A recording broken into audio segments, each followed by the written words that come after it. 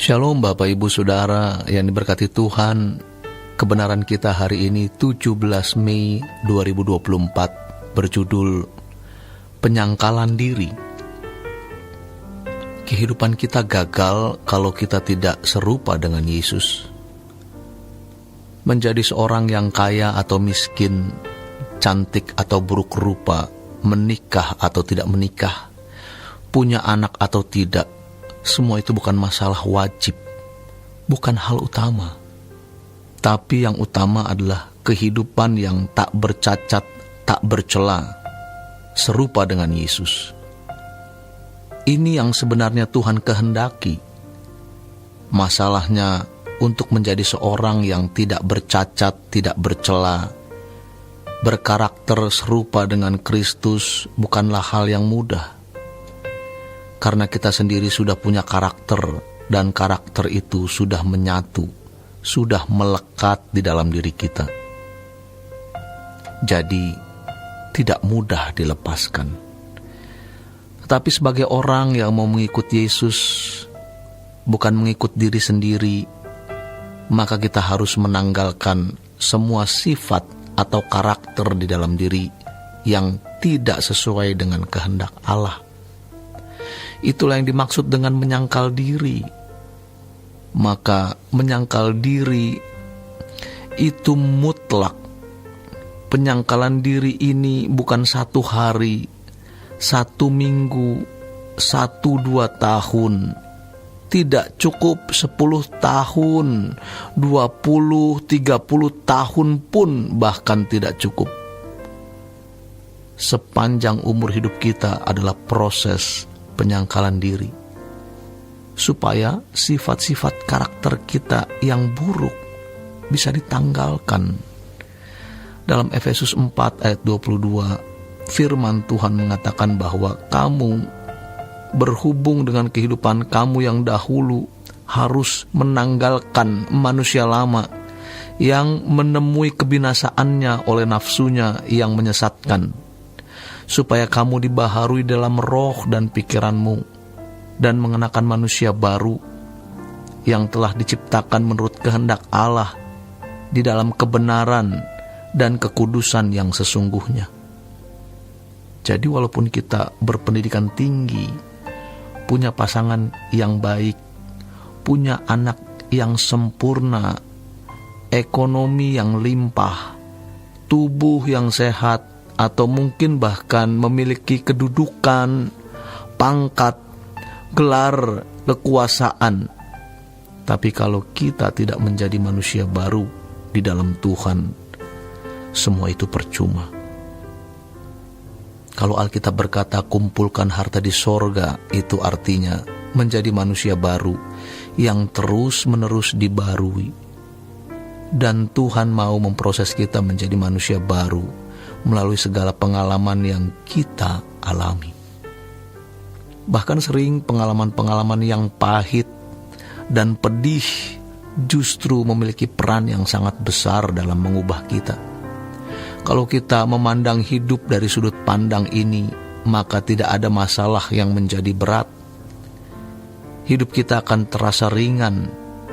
Apapun yang sedang melanda hidup kita, ingat, hidup kita singkat.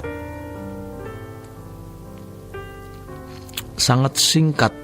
Selain singkat, kita juga tidak tahu kapan kematian datang menjemput kita. Jadi, mari kita memandang hidup dari sudut pandang ini. Tidak ada penghiburan yang lebih besar dari ini. Pandanglah hidup dengan cara pandang yang benar bahwa hidup ini singkat. Dan kita hidup bukan untuk memiliki suami, anak, rumah, gelar, pangkat, kekuasaan, kecantikan, atau apapun, melainkan hanya untuk meraih karakter anak-anak Allah. Dan musuh yang terselubung itu adalah diri kita sendiri. Kebengisannya, kekejamannya, sikap tidak mau mengalah, pikiran materialisme, pikiran zina, tidak menghormati orang tua, egois. Manusia lama ini harus disembelih dari hari ke hari. Ironis, banyak orang Kristen yang tidak melakukan proses ini karena merasa sudah percaya Tuhan Yesus. Ya, padahal percaya itu menyerahkan diri kepada objek yang dipercaya. Bukan hanya dengan mulut atau pikiran setuju saja. Jika objek yang kita percayai adalah Tuhan, berarti kita mau menjadi serupa dengan Tuhan Yesus. Maka kita harus kenali diri kita ini. Setiap hari Tuhan akan memunculkan karakter asli kita melalui peristiwa-peristiwa hidup.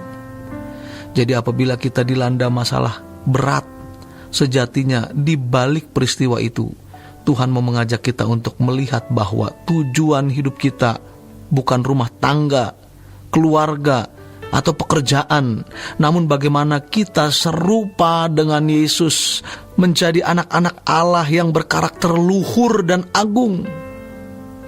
Maka apapun yang terjadi, jangan membuat kita menjadi galau, upset, stres, depresi, sampai tenggelam.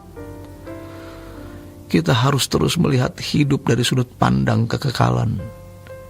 Hidup ini singkat, dan hidup di dunia ini sesungguhnya hanya mempersiapkan untuk kekekalan.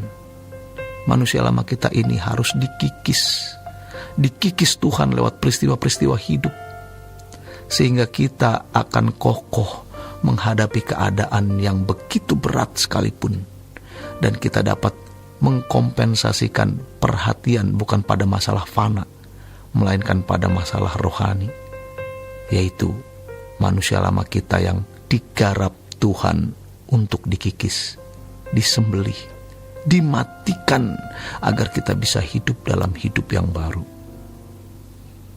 Pengalaman seperti ini pastilah dialami oleh setiap orang, di mana kejadian demi kejadian, peristiwa demi peristiwa memancing manusia lama kita keluar. Jadi kalau seseorang kelemahannya temperamental, suka marah, pasti dia menghadapi kasus yang amarahnya dibangkitkan. Nah, apakah dia mengikuti keinginan daging atau memilih tidak? Tergantung dirinya sendiri. Jika ia memilih tidak, berarti ia sedang menyembelih manusia lamanya. Ini musuh di dalam diri kita yang benar-benar berat. Kalau kita bisa membunuh, mematikan semua karakter buruk di dalam diri kita, iblis tidak punya pangkalan. Ia tidak bisa menempati diri kita. Demikian kebenaran kita hari ini. Selamat berjuang menyembelih manusia lama kita. Tuhan Yesus memberkati. Sola Gracia.